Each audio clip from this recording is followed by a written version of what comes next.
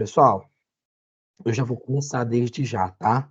Eu não vou dar tempinho para o povo chegar, porque nós já vamos ter uma aula bem curta hoje, né? Então eu não quero correr o risco de, de a gente atrasar, né? Então é isso, tá bom? Galera, bora lá então. É o seguinte, eu propus para nós fazermos essa aula extra hoje e sexta-feira por conta do curso, por conta do concurso, entendeu? E provavelmente a aula de sábado eu vou deixar gravada, tá bom? Para vocês. E aí eu coloco no horário, eu coloco para ela estrear no horário, tá bom? Aí vai facilitar também. O que que acontece? Eu estou compartilhando aí com vocês agora, na tela, o edital do concurso de Santana de Parnaíba. E aí eu quero orientar primeiro vocês, nesse primeiro momento aqui, tá? Com relação à prova, com relação a algumas coisas que eu verifiquei no edital, e também com relação à dissertação, e depois eu vou para alguns temas que estão na prova, que estão na prova não, que estão no edital, né? Na bibliografia do edital. Vou mostrar o que nós já vimos até agora, tá? Para vocês. Aí, se vocês não tiverem visto alguma dessas aulas, elas estão no Classroom, vocês podem procurar que está lá, tá bom? Essas aulas estão lá. E qualquer coisa, se tiver dúvida, me chama que eu aponto para vocês onde está também, tá bom? E também vou dar uma orientação acerca dos estudos aqui, tá? E não sei se eu já falei, mas a prova dissertativa também, para a prova dissertativa também, beleza? Vamos lá, então.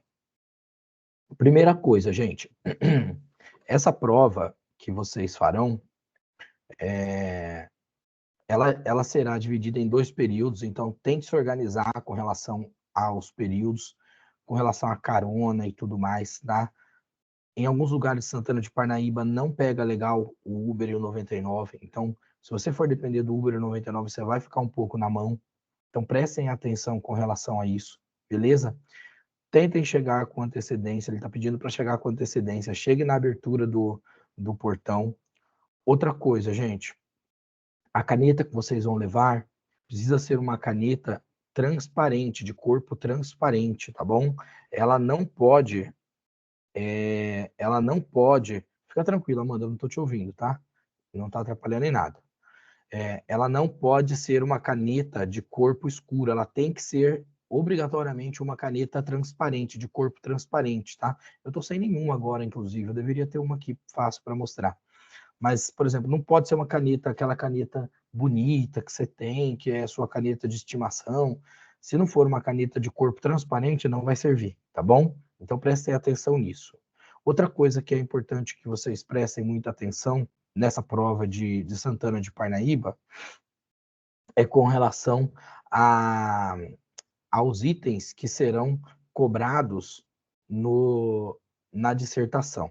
A dissertação ela será diferente da dissertação de Barueri e será diferente da dissertação que foi em Cotia, tá? Essa dissertação será um pouco mais dura, ela será uma prova dissertativa argumentativa, então você vai ter que defender uma tese, defender uma ideia, tá? Ela vai cobrar no mínimo 20 páginas, 20 linhas, tá? No máximo 30, então você não pode passar de 30, é de 20 a 30 linhas, tá bom? Ela vai ser bastante específica nos campos de cobrança para avaliação dessa prova. Então, quando vocês forem fazer a prova, saibam que a primeira coisa que ela vai levar em consideração, ela vai levar em consideração que você utilize na dissertação os itens que foram estudados no edital, tá? Na bibliografia do edital. Então, quando você for deslocar um determinado entendimento ali, tentem fazer de acordo com aquilo que nós estamos vendo nos textos da bibliografia. Tanto faz se da legislação ou dos textos dos autores, tá? O importante é que convalide a ideia que está sendo colocada pela bibliografia. Então, você não vai colocar uma coisa que contradiga aquilo que está sendo expresso na bibliografia. Não importa a sua opinião não interessa. Não é uma entrevista. É uma avaliação de capacidade de dissertar sobre algo, ou seja, de defender uma tese sobre algo, entendeu? defender uma ideia sobre algo, tá bom? Então é isso, deixa eu ver o que mais. Outra coisa, preste atenção na hora de assinar a folha da dissertação. Não assine em qualquer lugar, por favor. Assine só no lugar correto, no campo correto, que pelo que está dizendo aqui no edital será na parte de baixo da prova, tá? Não será em cima. Quem tem mania de fazer ponto final com coração, izinho com coração, gente, esquece isso, não existe. Não faça nenhum tipo de marca que não sejam as marcas que estão previstas na nossa gramática e no nosso alfabeto, tá bom? Então, somente o que estiver no nosso alfabeto. Ponto final, exclamação, exclamação, interrogação, interrogação, e não existe sinalzinho nenhum, nenhum tipo de sinal, tá bom? Prestem atenção, leiam a folha de rosto da prova, leiam tudo, observem se vocês estão seguindo tudo que está sendo pedido, que está sendo solicitado, se vocês assinaram todos os lugares que tem que assinar, em geral, são as 2 folhas de resposta, ou seja, a folha do gabarito e a folha da dissertação, tá? Não faça de lápis. Se você quiser levar um lápis para fazer um rascunho na folha de rascunho, beleza. Mas se você fizer a prova dissertativa de lápis, ela vai ser cancelada. Então, por favor, não faça de lápis, não deixe cancelar a sua prova, tá bom? A prova valerá no máximo 50 pontos. Esses pontos serão anexados à sua pontuação na prova objetiva, tá? Então, eles comporão, será feita uma soma, tá? Você tem que tirar no mínimo 25 na prova dissertativa, no mínimo 25, e a pontuação será da seguinte maneira distribuída. Na parte de compreensão e conhecimento dos temas, vou mostrar aqui para vocês, tá? Na parte de compreensão e conhecimento dos temas, é onde eles vão cobrar mais, onde valerá mais ponto. Então, nesse item aqui, é importante que você consiga expressar na sua dissertação, ou seja, na sua argumentação, naquilo que você está escrevendo, você consiga expressar que você conhece o tema que está sendo solicitado. E podem apostar que será algum tema daqueles previstos no edital, na bibliografia do edital, tá bom? Valerá entre 0 e 20 pontos. Tudo começará entre 0, lógico, tá? E valerá no máximo 20 pontos essa parte da avaliação, mas lembre-se, são 50 pontos, então ainda tem mais 30 pontos em jogo. O segundo ponto será o quê? O desenvolvimento e adequação da argumentação. Então, ele vai observar, o corretor da prova, ele vai avaliar se você desenvolveu bem a sua ideia, se você conseguiu colocar exatamente a sua ideia e se você está com uma argumentação adequada à ideia que você está querendo apresentar. Então, você tem que apresentar uma ideia que tenha coerência. Você não vai falar, discorrer sobre um determinado sentido, apontando para um sentido, e depois você contradiz e joga no outro lado, joga para o contrário, aí não tem sentido, tá? Você tem que fazer uma adequação da sua argumentação, tá bom? Ela tem que ser adequada ao tema, e você tem que desenvolver bem. É a escrita em si, tá? A ideia em si, a explanação, a forma como você apresenta a ideia. Depois eles vão dar ponto, até 10 pontos, pela conexão e a pertinência ao caso. Então, eles vão verificar se o que você escreveu tem conexão com o caso que eles relataram lá. Geralmente, eles relatam um caso, eles colocam um texto relatando um caso e te fazem uma proposta, um desafio sobre como resolver determinada situação. Essa é a característica principal de dissertação, tá? De texto dissertativo argumentativo. Eles vão te apresentar um tema, você vai discorrer sobre esse tema, vai discorrer sobre esse tema, e depois você vai apresentar uma solução acerca daquilo, tá? Vai apresentar uma hipótese em que você consiga solucionar aquele problema. Então, a argumentação que você fará tem que ter conexão com o texto, com o tema que foi solicitado, que foi levantado, e tem que ter pertinência também, tá bom? E o outro ponto, mais 10 pontos também, até 10 pontos, objetividade e sequência lógica. Então, você tem que ser objetivo, não adianta ficar enchendo linguiça, tá? Pô, mas são no mínimo 20 linhas, professor, e no máximo 30 linhas, 20 linhas, linha pra caramba. Não é, gente. Quando você entende do tema, você pode fazer tranquilo que você vai passar de 20 linhas, tranquilamente você vai passar de 20 linhas. Só que assim, você não precisa fazer 30 linhas especificamente. Você passou de 20, você chegou em 20 pelo menos, 20, 21, tá ótimo, tá maravilhoso, e você vai estar resolvendo o seu problema, tá bom? Você estará respondendo de acordo com o que eles estão solicitando aqui na prova. Então não fica enchendo linguiça. Se você precisar de escrever em 30 linhas, sem problema nenhum também. Você não vai ser descontado por isso, eles não vão descontar ponto por isso. Mas não se esqueçam que é um ser humano que está lendo ali. Ele sabe quando você está enrolando ou não. Se o cara ou a mulher perceberem que na sua descrição, no seu desenvolvimento da sua argumentação, da sua dissertação, você está enrolando, aí ele vai te descontar, por melhor que seja a tua argumentação, tá? Então não fiquem repetindo 5 exemplos diferentes. Um exemplo para ilustrar o que você está querendo dizer é bastante suficiente. Você não precisa de mais do que isso, tá bom? Não tem necessidade. É um exagero. Então, mantenha a objetividade naquilo que você quer fazer e faça com que esse texto tenha uma sequência lógica. Você não começa do fim, depois você coloca o início ali onde seria o meio, e onde é no final você coloca o meio, coloca o desenvolvimento. Não. Uma dissertação é uma coisa bastante simples. Você tem um início, um meio e um fim. Então, para você, por exemplo, colocar o início de uma dissertação, você vai gastar ali entre 3 a 5 linhas. Você não precisa gastar mais do que isso. Eu sugiro para vocês que vocês comecem a dissertação problematizando aquela situação que foi apresentada. Ah, mas se ele apresentou para você já como uma problematização, já como um problema a ser resolvido, você discorra sobre aquela problematização, né, no início. Por exemplo, digamos que a temática seja, vamos ver, sobre o que nós vamos falar hoje, tá bom?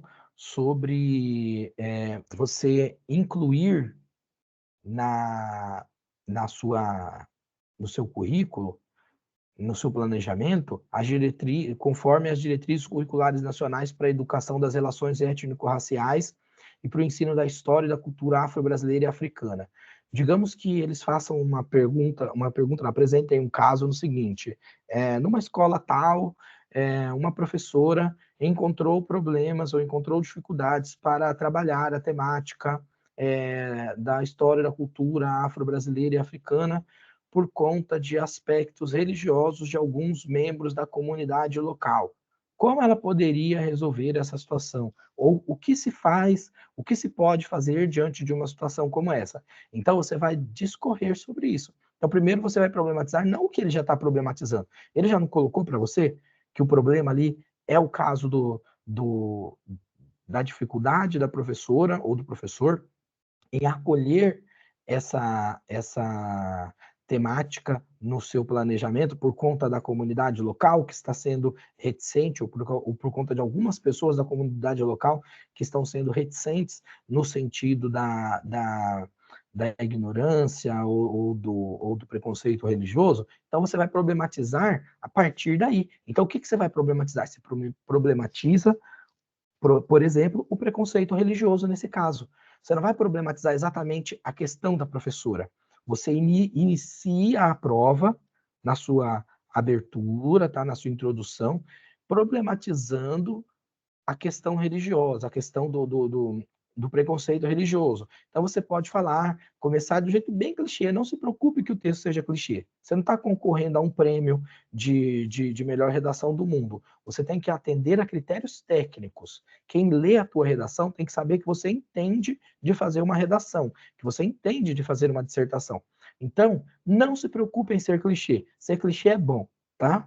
Ser clichê é ótimo. Vá por aí. Então você começa ali, por exemplo, no Brasil vivemos atualmente grandes embates em relação a questões religiosas. Verificamos que, por conta de uma maior participação de grupamentos sociais no poder político, há uma pressão muito desigual em relação às temáticas que devam ser trabalhadas dentro das escolas, sobretudo na escola pública. Ponto. Você problematizou, colocou a questão. Aí você pode finalizar isso com uma pergunta indireta.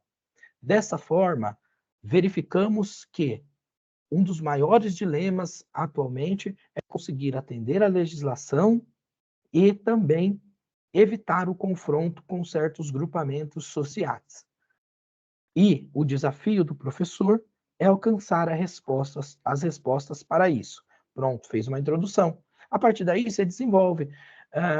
Na legislação brasileira, desde 2003, é previsto que o ensino da história e da cultura afro-brasileira e africana sejam apresentados para os nossos alunos, para os educandos, de forma a lutar ou a impedir o apagamento das culturas que transcendem a europeia na construção da identidade nacional. E você vai colocando essa ideia, entendeu? E aí você finaliza a sua ideia. Portanto, a professora deve fazer um diálogo com a gestão e com a coordenação da sua escola, a fim de tentar demonstrar para a comunidade que a tentativa de proibir que estes temas ou que essas temáticas sejam apresentadas, além de incorrerem contra o direito dos educandos em aprenderem de acordo com a diversidade, ainda podem incorrer em crime passível de pena e de prisão inafiançável, previsto no Código Penal. Portanto, oportuno seria que todos conseguissem conviver com a riqueza da diversidade, em paz e união, para o bem de todos e tudo mais, felicidade geral da nação. Não vai colocar isso, felicidade geral da nação, pelo amor de Deus, tá bom? Tô só brincando. Então você finaliza com a conclusão da ideia. É isso. É simples e objetivo, tá bom? Sem muita frescura. Não precisa usar palavra que você não sabe. Use as palavras que você conhece, tá bom? Seja simples, certo? Se você for simples, você já vai estar garantindo, no mínimo, que você seja aprovado. Você tem os 25 pontos. O que você conseguir melhorar isso, fantástico, que a tua pontuação melhorará, tá bom? O corretor, a pessoa que faz a correção da prova, ele não está preocupado em aprender 20 novas palavras diferentes na sua dissertação, na sua única dissertação. Pelo contrário, ele vai achar que você não está sendo objetivo. Então, não se preocupe com isso, tá? Tenha mais preocupação em compreender do tema e em escrever acerca do que você realmente entenda, que você realmente entende sobre o tema apresentado, tá bom? Beleza com relação a isso, a dissertação? Tente deixar pelo menos uma meia hora para você transcrever a dissertação na sua folha de respostas, tá bom? Deixa eu ver o que mais que eles colocaram aqui. Ah, tá. Lembre-se sempre que a dissertação, quando ela é uma argumentação, você precisa colocar um título. Não fuja do título. Coloque um título, tá bom? Certo? E aí você discorra sobre o seu tema, sobre a sua temática. Exceto se for em formato de resposta. Pelo que eu vi aqui, será um texto dissertativo, uma dissertação convencional. Mas se a banca decidir fazer num formato de pergunta e resposta, para você fazer uma resposta de uma pergunta expressa, então você não precisa do título, você só vai lá e aponte a resposta, tá bom? Só escreva a resposta, se for esse o caso. Se for um texto dissertativo, você crie um título. Não é para inventar ficção, não é um romance, tá? É uma dissertação. Você vai narrar sobre um tema que você deve dominar, conhecer, e você vai provar isso na dissertação que você está apresentando, tá bom? Beleza? Gente, alguma dúvida com relação a isso? Alguém quer perguntar alguma coisa? Não, tranquilo, Pro. A hora é agora, gente. Se alguém tiver alguma dúvida com relação à dissertação, manda bala. Então, vou continuar aqui. Tá. Eu já coloquei para vocês, já disponibilizei para vocês, tá? Já está aí no Classroom as aulas de língua portuguesa. Tudo que está aqui cobrado está nas aulas de língua portuguesa que eu coloquei, tá? Nós faremos ainda sexta-feira, tá? nós faremos uma rodada. A aula de sexta-feira será para fazer uma... Meu Deus do céu, fugiu a palavra. Uma rodada, uma aula inteira de questões, tá? Então, eu vou trazer questões de língua portuguesa, de legislação e dos conhecimentos pedagógicos que nós estamos estudando aqui, tá bom? Tudo isso eu vou trazer sexta-feira para nós. Então, nós teremos até sexta-feira para finalizar o máximo possível, se não todos os itens que aqui estão, e nós faremos uma rodada de perguntas e respostas, tá? De tira dúvidas na sexta-feira, tudo bem? Aqui onde está de amarelo, depois eu vou até mandar para vocês, é onde nós já vimos, tá bom? É o que nós já vimos. Hoje nós veremos também, ó, eu pretendo que a gente consiga ver hoje essa resolução 1 aqui, ó, certo? Que eu acabei de falar para vocês.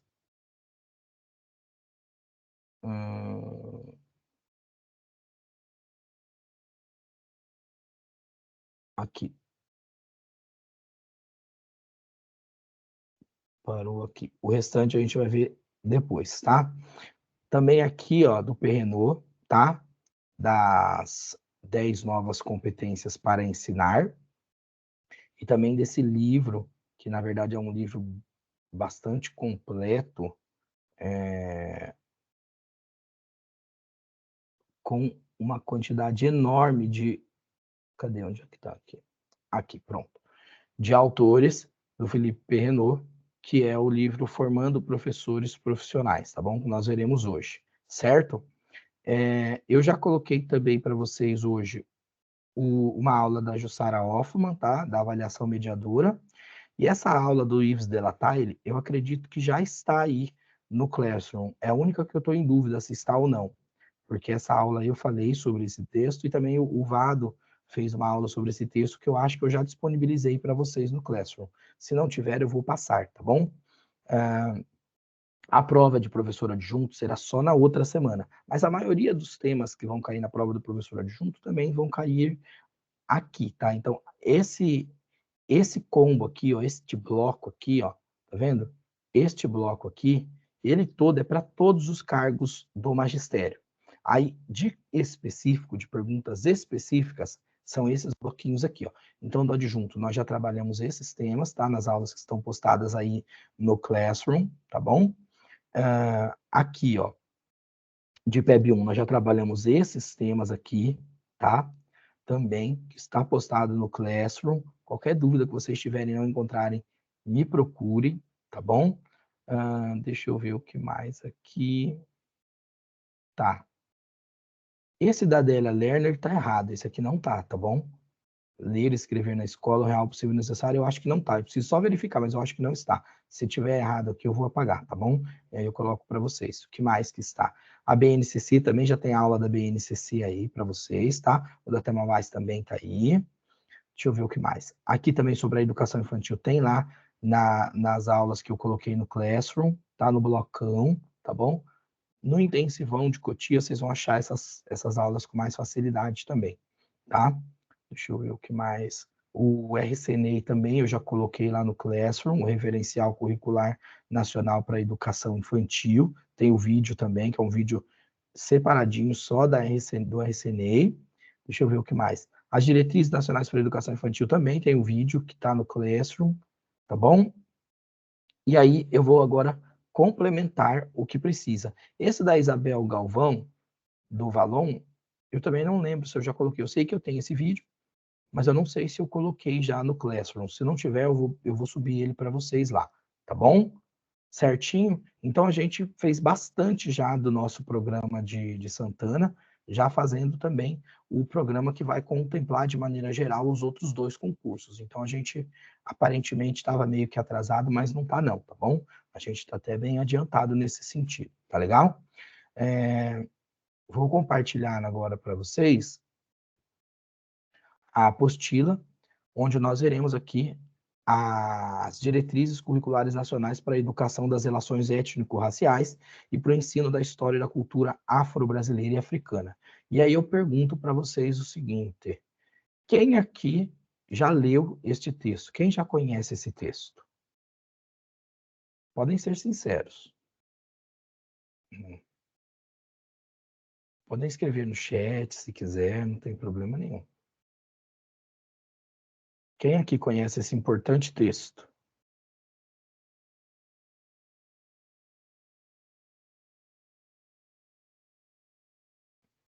Muito bem.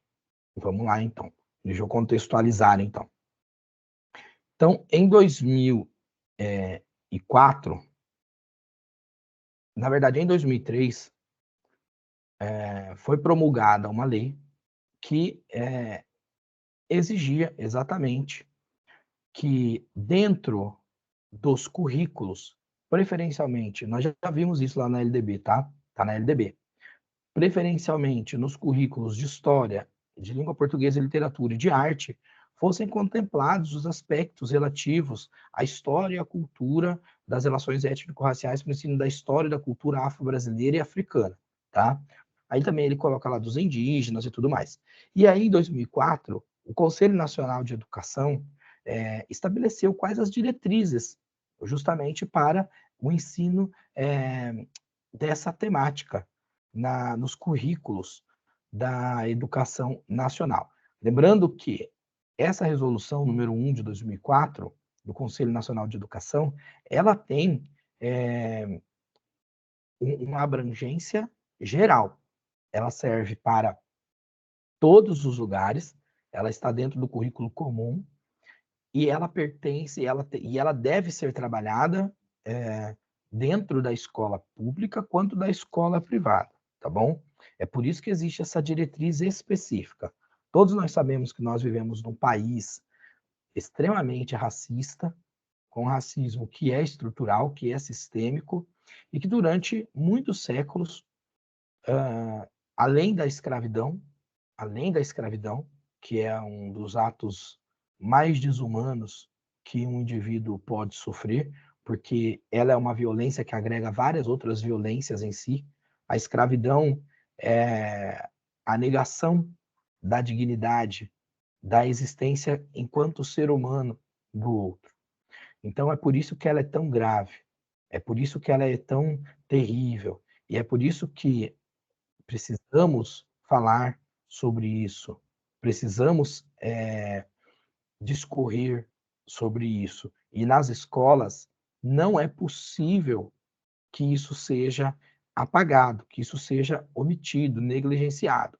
Até porque a nossa sociedade ela é construída com base no trabalho das pessoas pretas, das pessoas africanas e afrodescendentes. Claro que durante o período da nossa história, nós tivemos contribuições de outros grupamentos étnicos que vieram aqui ao Brasil e que também tiveram a sua história, a sua contribuição. Só que a história em relação aos africanos e os seus descendentes é uma história de luta, de dor, de sangue e de exploração, que por conta de não ser devidamente contada, faz com que esse racismo estrutural seja ainda latente nos dias de hoje. Nós vivemos, sem nenhum equívoco, um período em que ainda há muito o que se combater em relação ao racismo. O racismo é uma chaga que não afronta apenas a sociedade brasileira, mas afronta todas as sociedades mundo afora. E nós estamos vivendo, inclusive, hoje em dia, um dos elementos decorrentes dessa percepção preconceituosa e racista do mundo, que é a xenofobia. Tá? Então, por exemplo, brasileiros no exterior têm sido alvos de brutais agressões, tanto no âmbito da sua dignidade, quanto também no âmbito da sua condição, da sua segurança física mesmo. Isso fugiu o nome, mas eu ia falar do físico, tá? Tanto no âmbito do físico. Então, tanto no âmbito moral quanto no âmbito do físico. A dignidade de brasileiros tem sido atacadas lá fora por conta da xenofobia, tá? Então, isso é muito sério. E no Brasil, essa visão sistêmica racista causa não apenas prejuízos morais, o que já seria bastante terrível, mas causa efeitos deletérios e muito profundos, com perdas irreparáveis para a sociedade. Ninguém pode negar, por exemplo, que nós temos uma política de segregação racial que é realizada a partir da expulsão das pessoas mais pobres, que em geral são pessoas que pertencem à etnia ou à descendência afro-brasileira ou africana, que acabam sendo afastados dos grandes centros, indo morar nas periferias em condições muito terríveis. E nas periferias, além de não encontrarem os melhores serviços, ainda encontram políticas públicas de perseguição. A polícia, por exemplo, é um aparelho estatal profundamente racista, que pela cor da pele seleciona o alvo. E isso é muito grave. Isso é um aspecto cultural, que não se vence apenas dizendo para o policial: olha, você não pode ser racista. Isso você precisa fazer, claro, evidentemente. Quem é racista precisa ser punido. Só que não adianta querer combater só com punição algo que é estrutural da sociedade. É por isso que a escola entra nessa história.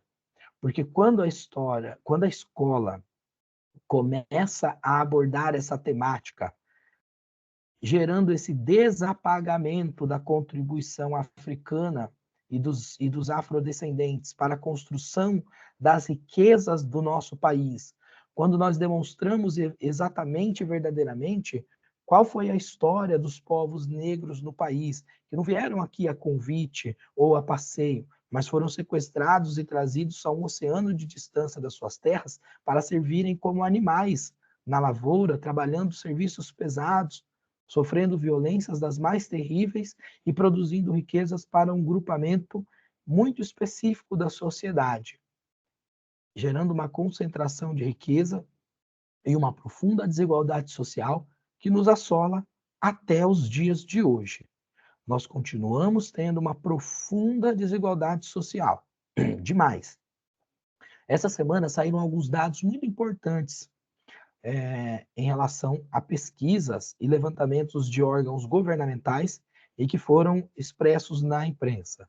Um deles foi que foi verificado através de um estudo que as escolas em que mais há defasagem estrutural, mais a defasagem na qualidade do ensino, em todos os aspectos, são escolas em regiões onde há maior público preto, maior público afrodescendente. São as escolas com mais déficit estrutural e de qualidade no Brasil.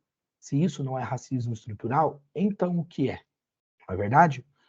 Um outro elemento que nós devemos considerar, que também saiu essa semana, um estudo econômico, demonstrando que 1% da população brasileira possui o equivalente a tudo o que a tudo o que o restante das outras pessoas, dos outros grupamentos econômicos, possui. Então, sendo que sendo que é, 75% das pessoas no Brasil vivem em grupamentos familiares cujo o, a renda per capita não ultrapassa meio salário mínimo. Meio salário mínimo. Então, isso significa dizer que há uma diferença muito grande no nível salarial e no nível de distribuição de renda no Brasil. E para piorar, os mais afetados com isso são aqueles que nem renda formal têm. E quando nós vamos buscar nos indicadores sociais, essas pessoas que estão desempregadas, que estão sofrendo mais com esse problema de desemprego, que estão fora do mercado de trabalho, ou que possuem rendas informais, ou mesmo esses que possuem renda, mas possuem uma renda baixa, são as pessoas pretas, são as pessoas afrodescendentes, os afro-brasileiros. Portanto, não se trata de uma militância política ou ideológica trabalhar esse tema. Se trata de você reconhecer que no Brasil nós temos uma contribuição muito profunda, não só nos aspectos econômicos e culturais, mas também no aspecto da formação da nossa sociedade de pessoas afrodescendentes. O Brasil hoje é um país de maioria preta. Mais de 50% dos brasileiros são pretos, são afrodescendentes, são pessoas de pele preta. Ou então, pessoas que são afrodescendentes e se reconhecem dessa maneira. Portanto, é uma quantidade muito grande, são mais de 100 milhões de pessoas que sofrem com os efeitos dessas políticas de segregação e de desvalorização racial. É por isso que, em 2004, foram instituídas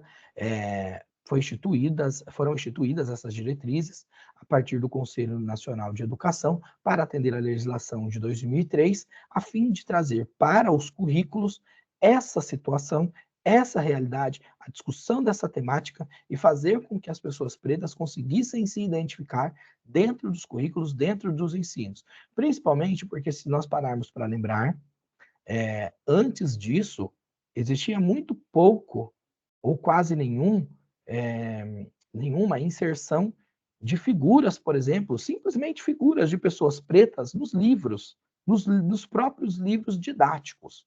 Então, nós vivíamos uma mentira que dava a impressão de que o Brasil fosse um país nórdico, que só tivesse loiros, só tivessem pessoas eurotípicas, digamos assim, sabe? Tipicamente europeias, caucasianas, brancas, todas de olhos claros, altas e tudo mais. E não é essa a verdade, entendeu? E isso não quer dizer porcaria nenhuma. Isso não significa que a pessoa seja superior por conta dessas características físicas. Então, a mensagem que era passada quando se apagava a pessoa preta dos livros, das imagens de publicidades a respeito de políticas educacionais ou qualquer coisa do tipo, era uma forma de segregação racial, que então, a partir daí, foi sendo enfrentada, tá bom? Então, nessa resolução, a ideia é que essas relações étnico-raciais, para o ensino de história e da cultura africana e brasileira, venham a ser observadas pelos profissionais que atuam nos níveis e modalidades da educação, e, em especial, instituições que desenvolvam programas de formação inicial e continuada de professores, ou seja, deveria ser atendido tanto no âmbito dos currículos da escola comum, da escola pública e da escola particular, mas também no âmbito das instituições de formação inicial e também de formação continuada de professores, para que os professores também pudessem, a partir destes ensinamentos, se prepararem para atenderem essas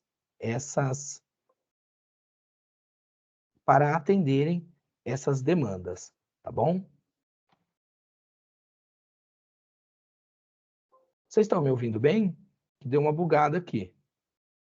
Estão me ouvindo? Sim, ouvindo Beleza, bem. então. Sim. Beleza. Então, as instituições de ensino também deveriam incluir nos seus conteúdos de disciplinas e atividades curriculares cursos que ministrem a educação das relações étnico-raciais, bem como o tratamento das questões temáticas que dizem respeito aos afrodescendentes, tá bom? Vamos lá. O cumprimento das referidas diretrizes curriculares por parte das instituições de ensino será considerado, então é considerado na avaliação das condições de funcionamento do estabelecimento. Então, os estabelecimentos que não tiverem atendendo essas diretrizes podem, inclusive, ser sancionados pelo poder público e até mesmo serem fechados, tá bom? Era importante que isso fosse colocado na normativa, porque mesmo assim, mesmo com tanta transparência, mesmo com tanta publicidade ao tema, houve sim grupos que se opuseram a essas diretrizes e que não queriam incorporar esses elementos, principalmente por conta de preconceitos religiosos, tá? Vamos lá. As diretrizes curriculares nacionais, no artigo 2º, para a educação das relações étnico-raciais e para o ensino de história e da cultura afro-brasileira e africana, constituem-se de orientações, de princípios e fundamentos para o planejamento, execução e avaliação da educação. E tem por meta promover a educação de cidadãos atuantes e conscientes no seio da sociedade multicultural e pluriétnica do Brasil, buscando relações étnico-raciais, étnico-sociais positivas rumo à construção de uma nação democrática. Então, o que ele está dizendo aqui é que a pretensão com essas diretrizes não é impor por força de uma ideia de superioridade hierárquica ou qualquer coisa do tipo. É o contrário, é promover essa educação cidadã que permita que haja uma harmonização, haja frutos positivos nessas relações étnico-sociais, tá bom? Para que nós possamos, enfim, ter uma nação que seja democrática. Porque o que é democrático? É onde todos podem ter participação nos espaços da polis, nos espaços da sociedade, onde nós não tenhamos que verificar que algumas pessoas têm mais direitos do que outros. Sabe aquela história de que alguns são mais iguais que os outros? Não, não pode ser assim. Então, é para buscar realmente um atendimento pleno de respeito e de convivência dentro da multiculturalidade que compõe o nosso país. Nós somos um país multiétnico. Nós somos o maior país de população africana fora da África e o segundo do mundo. Ou seja, nós só perdemos para a própria Nigéria, na África, como país de população preta. Isso não é pouca coisa. Nós também somos a maior colônia japonesa fora do Japão. Ou seja, o Brasil é um país multiétnico. Nós temos vários grupamentos europeus aqui no Brasil.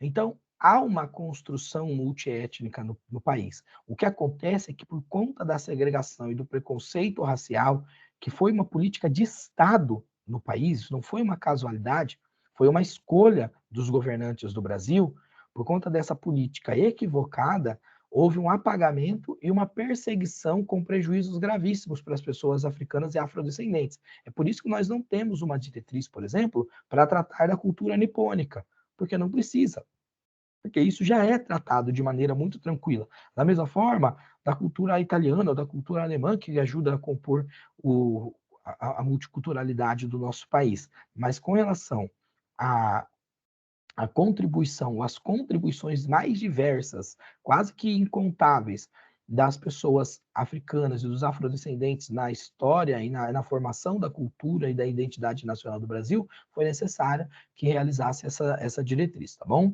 Vamos lá.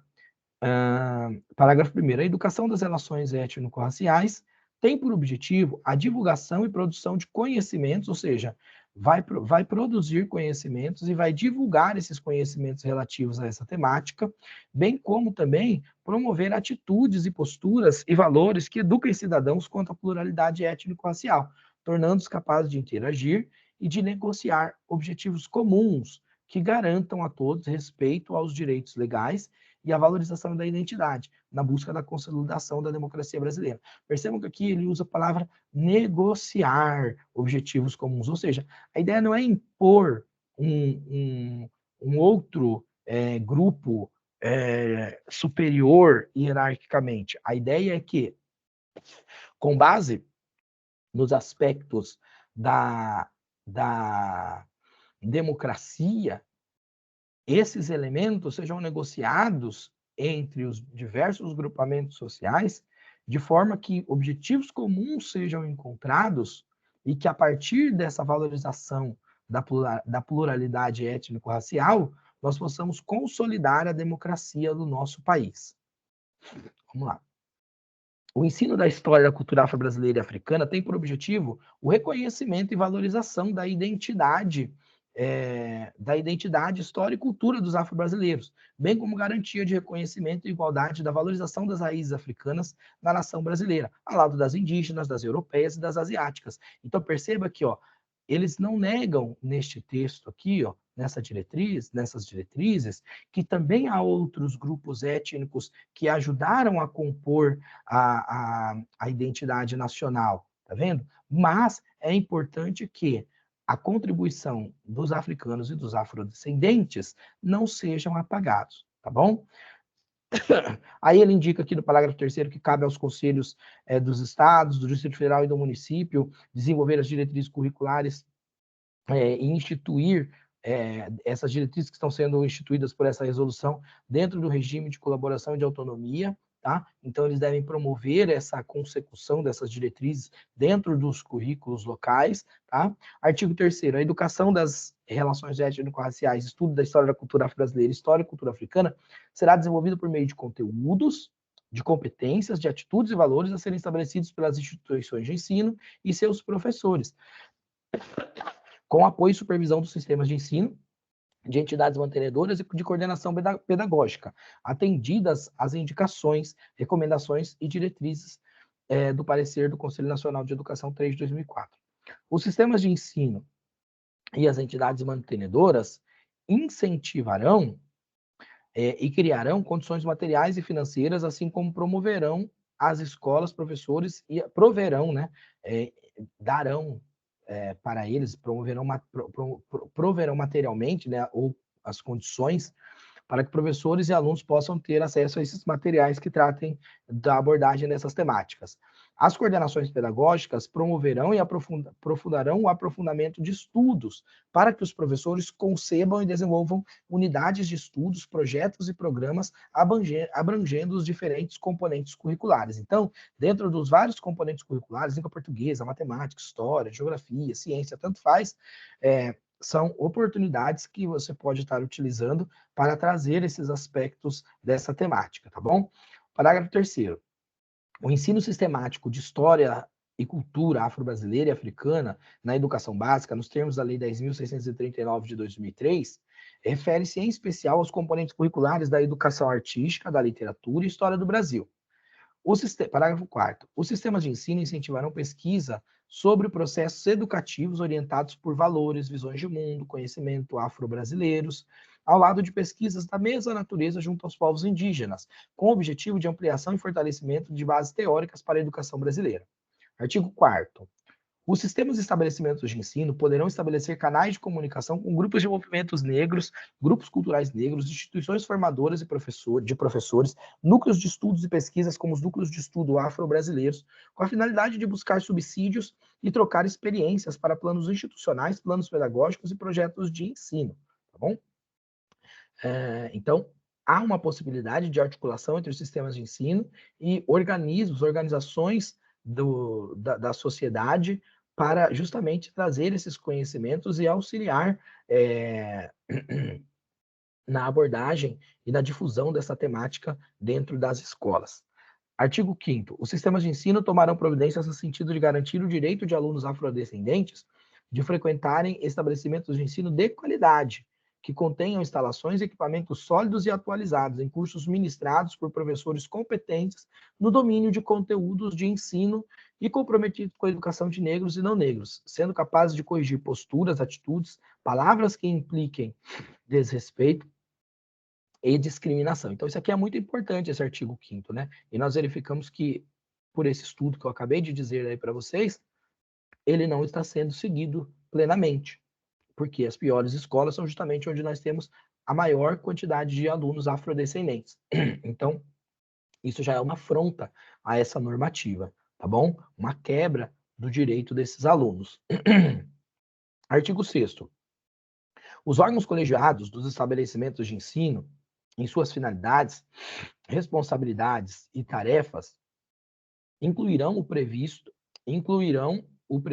exame e encaminhamento de solução para situações de discriminação, buscando-se criar situações educativas para o reconhecimento, valorização e respeito da diversidade. Significa que os órgãos colegiados dos estabelecimentos de ensino, os conselhos,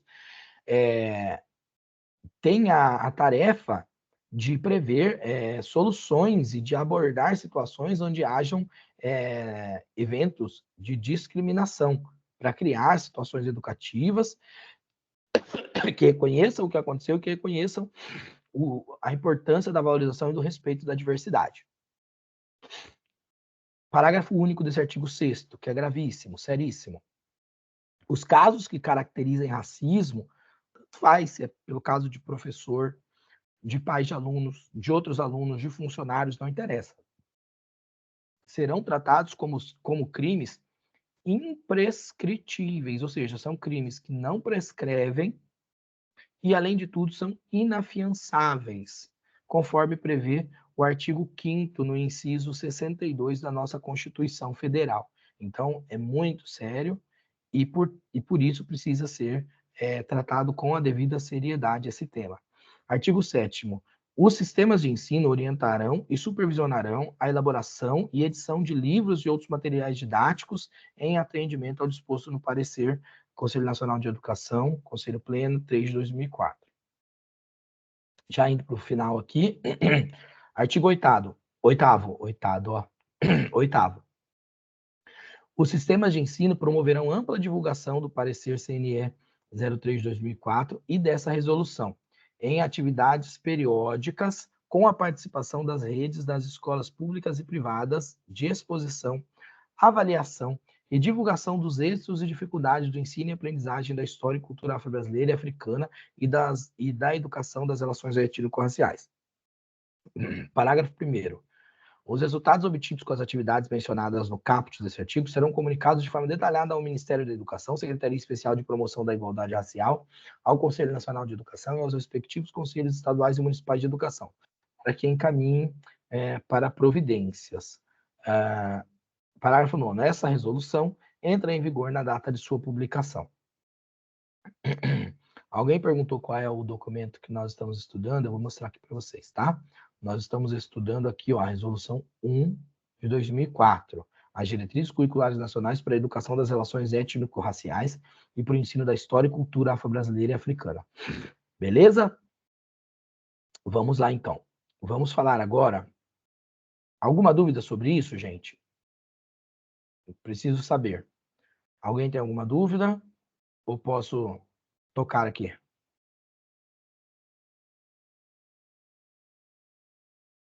Pessoal? Tá. Acho que tá ok. Ninguém se manifestou. Vamos nessa, então. Beleza. Eu trouxe aqui um texto que é uma resenha e um estudo a partir do livro que eu indiquei para vocês que nós iremos trabalhar hoje, tá? Do Perrenot, do Felipe Perrenot, que são as 10 novas competências para ensinar, tá? Então, o Felipe Perrenot, ele vai trazer para nós essa abordagem justamente direcionada ao professor, ao docente, onde ele problematiza algumas questões relativas à educação. Esse é um livro que foi escrito em 99, foi lançado em 99, e no Brasil ele foi lançado um ano depois. No Brasil e em alguns outros lugares também foi lançado um ano depois. E ele fala justamente sobre uma discussão, ele traz uma discussão acerca das formas como o processo pedagógico tem se desenvolvido dentro das escolas, e aí ele vai trazer ali uma abordagem voltada para a França. Ele não está analisando o Brasil no documento dele, tá? Ele está analisando a escola francesa.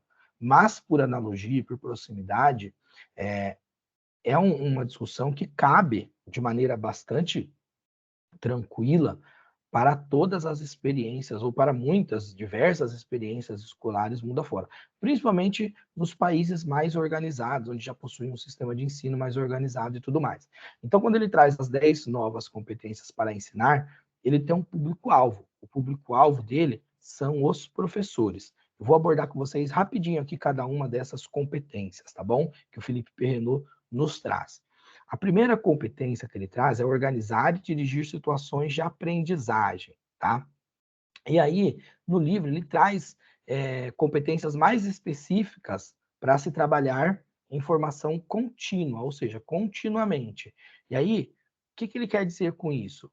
que é o professor organizar e dirigir situações de aprendizagem? Significa que o professor tem que conhecer a disciplina que ele vai trabalhar, que ele tem que entender daquilo, que aquele conteúdo que ele vai apresentar, ele tem que apresentar com um amplo domínio e tem que trazer de uma maneira bastante clara para o aluno e vai trabalhar este conhecimento a partir daquilo que os alunos já possuem como conhecimento. Então, ele vai trabalhar problematizando a partir daquilo que os alunos já conhecem, tá bom? A partir do que os alunos já têm como representação, ainda que os alunos não conheçam totalmente do tema. Pode ser que os alunos desconheçam totalmente do tema, mas o professor tem que buscar algo que seja paralelo a isso, que seja pelo menos referencial a isso, para trazer essa provocação e incluir o aluno nessa experiência de aprendizagem, tá bom? Trabalhar a partir dos erros e dos obstáculos da aprendizagem, construir e planejar dispositivos e sequências didáticas, ou seja, não é só jogar o tema ali, é trabalhar de maneira continuada, sequencial, para que o aluno possa estabelecer o seu ensino-aprendizagem de maneira eficiente, tá? E envolver os alunos em atividades de pesquisas e em projetos de conhecimento. Então, trata-se de romper com aquela dinâmica bancária ou centralizadora do professor como o único detentor do conhecimento, para que você possa dividir isso com os alunos, esse protagonismo com os alunos, tá bom? Até aqui vocês viram que não tem nenhuma dificuldade, né? É tudo que nós já conhecemos e já sabemos como é uma filosofia amplamente presente dentro da prática pedagógica que nós aprendemos hoje, que nós vivenciamos hoje, né? Que está imbuído dentro da perspectiva piagetiana, do construtivismo, de Vygotsky, do socioconstrutivismo, então não tem nenhum segredo muito grande nisso para nós, tá? O que o Felipe Perrenot ele vai trazer são justamente essas competências separadas. Então, ele traz a palavra competências, no sentido de que são elementos que o professor deve ter, deve saber, deve conseguir exercer. Competência no sentido de capacidades de, de, de apropriação desse conhecimento para poder atuar na sua área, tá bom? Uma outra competência que ele traz, administrar a progressão da aprendizagem, ou seja, é a partir dos níveis dos alunos e do aproveitamento desses alunos, visando quais são os objetivos futuros, o professor fazer essa progressão de aprendizagens paulatinamente, fazendo uma avaliação periódica, verificando em que os alunos estão mais ou menos avançados dentro daqueles âmbitos de conhecimento que estão sendo apresentados, para que não massifique demais, tornando impossível e difícil a compreensão, e nem ande lento demais, fazendo com que os alunos se desinteressem por aquilo que está sendo apresentado. Então, é preciso haver um equilíbrio ali, tá? E esse equilíbrio ele será avaliado a partir das situações de aprendizagem, tá bom? 3. Conceber e fazer evoluir os dispositivos de diferenciação.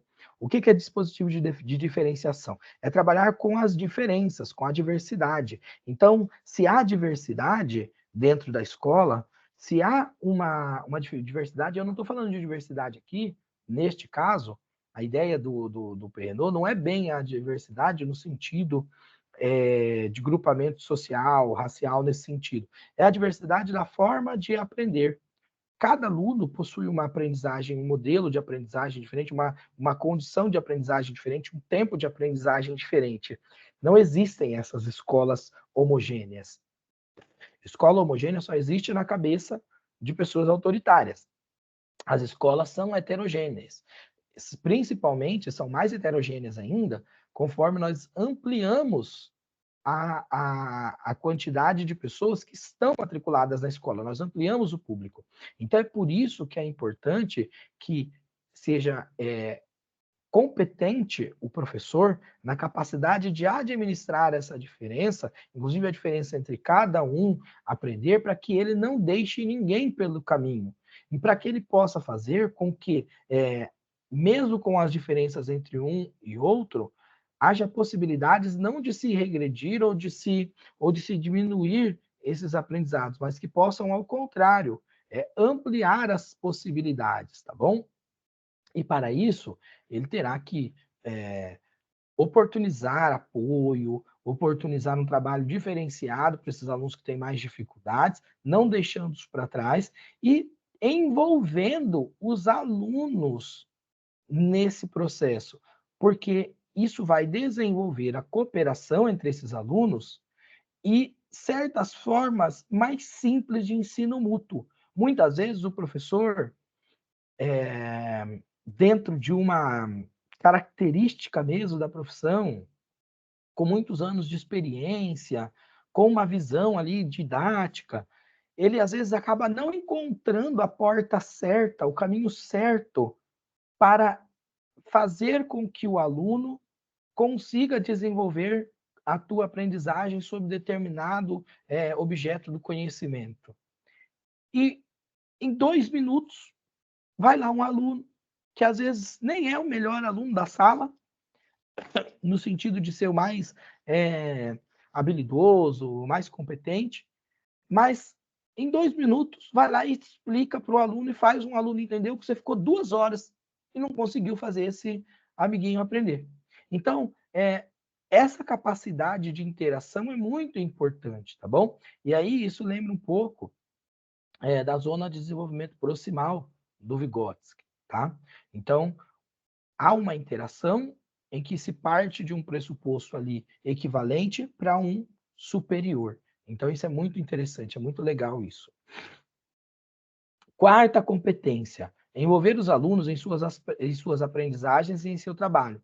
Então, não é simplesmente reproduzir um sistema de perguntas e respostas ou de decoração de determinados saberes aos alunos. É o contrário, é suscitar o desejo de aprender nesse aluno, explicar essa relação que há entre o objetivo, entre o objeto do conhecimento e o saber e o sentido do trabalho escolar e como isso interfere na vida dessa criança, desse aluno. Então, desenvolver na criança a capacidade de se autoavaliar, de perceber-se naquele objeto da aprendizagem, de verificar em si mesmo os elementos constitutivos daquela área, daquele campo do saber. Instituir um conselho de alunos e negociar com eles diversos tipos de regras e contratos, ou seja, estabelecer uma educação que seja democrática, que seja dialógica. Paulo Freire chamaria isso de dialogismo, e Felipe Perrenot gosta muito do Paulo Freire. Os textos de Felipe Perrenot dialogam muito com os textos de Paulo Freire. Então, estabelecer essa relação dialógica de horizontalidade ou de quase horizontalidade, onde você negocia com os alunos os diversos tipos de regras e contratos, ou seja, as regras mesmo, aquilo que vai ser trabalhado dentro da sala, com os alunos, como deve ser feito, até quando, por quê, quais são os caminhos e tudo mais. Dando a esses alunos parcela da responsabilidade do seu processo de aprendizagem. E também cabe ao professor oferecer atividades opcionais de formação, que é o que ele chama de à la carte. Ou seja, você não fica preso num currículo engessado. Você, a partir de determinados campos de saber, você expande as possibilidades de conhecimento, oferecendo ao aluno que pode, por si só, verificar esses conteúdos ou essas outras experiências e interagir com elas aprendendo, fazendo a sua própria formação dos espaços da escola, das atividades da escola, coordenar, dirigir uma escola com todos os seus parceiros, ou seja, não apenas delegar ou esperar que apenas o coordenador ou o diretor ou o vice-diretor organizem a escola, mas que seja uma prática conjunta, que todos se auxiliem, que haja um espírito de corpo e que o professor esteja partícipe dessa administração. Para quê? Para que, no âmbito da escola, ele organize e faça evoluir a participação dos alunos. O aluno vê o professor, o aluno assiste o professor, o aluno observa o professor, e na prática do professor, o aluno também seleciona as suas práticas. O aluno não assiste só às nossas aulas, ele assiste o que nós somos na nossa relação entre nós e entre os outros. Então, é importante prestar atenção nisso, tá? Competência, sétima competência, a capacidade de informar e de envolver aos pais. Então, o professor competente, ele tem a capacidade de dirigir reuniões de informação e de debate, ou seja, não só passar as informações, mas abrir espaço para os pais também se pronunciarem. Porque quando você tem a clareza e a certeza do que você está fazendo, você consegue dialogar, ouvir e até melhorar a sua prática a partir daquilo que é trazido pelos pais. Você não enxerga como uma crítica pela crítica, como um ataque pessoal, não se trata disso. O professor presta um serviço educacional, e, portanto, esse serviço precisa ser pautado pela qualidade. E é muito importante a opinião daqueles que recebem o serviço, sejam os alunos ou sejam os pais, tá bom? E envolver os pais na construção dos saberes. Isso aqui também é um tema que nós estudamos tanto ultimamente, que é trazer os pais para construírem esses saberes dentro da escola, para ajudarem na construção dos saberes dos seus filhos. Nem os pais ensinam e nem os professores ensinam. Os alunos aprendem a partir da mediação. Então, é muito importante que todos os agentes que vivem ao entorno desses alunos sejam partícipes desse processo de construção de aprendizagem. Oitava competência, utilizar novas tecnologias. Olha só, quando ele escreveu esse livro, novas tecnologias era o quê? Retroprojetor? Não estou falando de projetor, não. Estou falando de retroprojetor, que é lá que você coloca aquela transparência, faz a xerox da transparência, coloca lá e tal. Computador bem ruinzinho, uma impressora matricial, uma televisão, um som. Olha só, hoje, quando nós falamos de novas tecnologias, uau, é um sem número de possibilidades. Jogos eletrônicos, tecnologias assistivas, computadores, a capacidade de você fazer uma projeção em tempo real na tela com um projetor desses modernos. Puxa vida, você conseguiria, inclusive, fazer uma chamada de vídeo ao vivo com uma escola de outro estado para fazer uma aula. Já pensou que legal? Você constituir ali, a partir de uma organização, de um trâmite dentro da coordenação da escola e tudo mais, você fazer uma aula, sei lá, sobre folclore, com escolas, colocar interligado ali, fazer uma chamada, como essa que nós estamos fazendo aqui, ó, uma escola lá no Maranhão, outra no Rio Grande do Sul, outra em Rondônia, outra no Mato Grosso, para trazer elementos, compartilhar experiências sobre esses temas. Isso pode ser feito em tempo real. Olha que coisa mágica, que coisa maravilhosa e que precisa ser explorada, e que os professores, pela falta de conhecimento ou de estímulo, não executam. Então, existem muitas potencialidades didáticas que podem ser desenvolvidas a partir das novas tecnologias. E aí, o professor ele precisa aprender a utilizar isso. Perrenot, quando escreveu, ele escreveu, por exemplo, utilizar editores de texto. Puta, ele está pensando no Word, cara. Hoje nós estamos falando de fazer chamada ao vivo. Olha que coisa incrível. Então, tudo isso, cara, tudo isso, olha, ele usa aqui, ó, comunicar-se à distância por meio da telemática. Antigamente, para você fazer isso aqui, você precisava de uma antena para você fazer isso, para você ter uma ideia, sabe? Hoje, com o celular, a gente consegue fazer. Então, isso é muito legal. E utilizar-se dessas tecnologias é fundamental, é uma competência fundamental para que o professor seja um professor de qualidade, um professor que consiga atingir os seus alunos e trazer para os seus alunos essa vontade de aprender, esse interesse em aprender, esse interesse em desenvolver-se como um cidadão pleno. Nona competência, para a gente já ir para o caminho final aqui, ó. Enfrentar os deveres e os dilemas éticos da profissão. Ora, a nossa profissão lida com pessoas, então os dilemas e os deveres éticos são muito grandes. Nós temos muito o que fazer, coisas que nós precisamos fazer e coisas que nós devemos fazer, tá? Então, entre esses elementos está prevenir a violência na escola e fora dela, lutar contra os preconceitos e discriminações, sejam elas sexuais, étnicas e sociais. Acabamos de ver aqui as diretrizes, tá? Étnico-raciais. Mas, além disso, a questão das discriminações sexuais, que ainda existem muito seriamente nesse país, tá?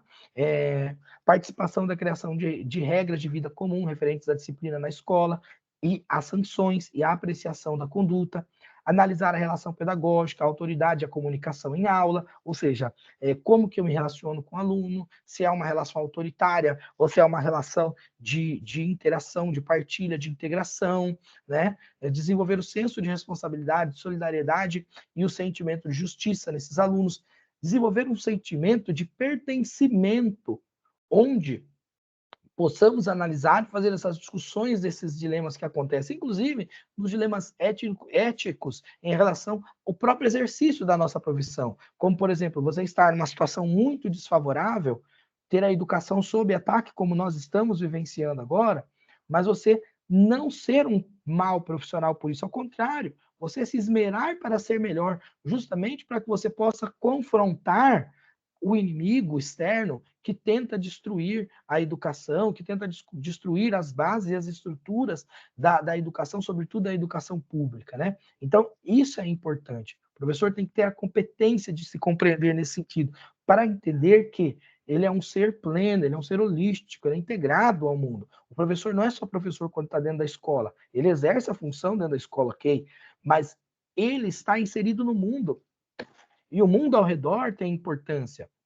Então, algumas questões não fogem às tarefas cotidianas mesmo do professor. Por exemplo, observar se o aluno traz alguma marca de agressão ou de violência, alguma coisa do tipo. Isso é função permanente do professor. E em percebendo isso, ele tem que participar disso, ou registrar e participar para os seus gestores, que por sua vez irão encaminhar para o conselho tutelar e assim por diante, entende? Então são deveres e dilemas que compõem a prática, a praxis do professor, né? E a 10ª competência, administrar a sua própria formação contínua. Então, o professor ele tem que saber explicitar as próprias práticas para quem for que for perguntado. Se um pai, se um diretor, se outro professor explicar, ele tem que saber o que ele está fazendo. Ele tem que saber explicitar exatamente como é o seu trabalho, qual é o seu trabalho. Porque quando o professor sabe disso, quando ele é questionado por alguém, nada pode pará-lo. Ele sabe o que ele está fazendo. Eu vou dar um exemplo rapidinho aqui, ó. Houve uma situação em que uma professora apresentou um vídeo sobre povos indígenas. E a mãe do aluno achou por bem reclamar porque era nudez, ela disse. Entendem? Entendem? Que situação absurda? Para a mãe, estava sendo promovida nudez para o seu filho. E não tinha nada a ver. Então a professora vai e explica claramente qual é a intenção pedagógica naquilo, que aquela visão que ela está tendo é deturpada. E a partir daí, ela muda essa relação. Uma relação de embate passa a ser uma relação de compreensão, e a educação ela passa a transcender os muros da escola e atingir inclusive a família que possa ter uma visão equivocada acerca das coisas. Então olha que interessante. Paralelo a isso, o professor tem que também aproveitar os programas de formação continuada que lhes são apresentados pelos sistemas de ensino, pelo seu empregador, tem que oferecer, oportunizar, negociar essa formação com colegas, com a equipe e com a escola e com a rede de ensino, e também buscar a sua própria formação continuada, né? Ele precisa aprender a acolher a formação dos colegas e lidar com isso, aprender com isso, compartilhar também os seus saberes, não guardar aquilo que ele sabe sozinho e buscar formação continuada em todos os lugares em que isso seja possível. E hoje é muito possível, existem muitas possibilidades. Então, o professor não pode parar, ele tem que sempre ser um estudante. O bom professor é um estudante permanente. Então, administrar a sua própria formação contínua é uma das 10 competências que Felipe Perrenot traz.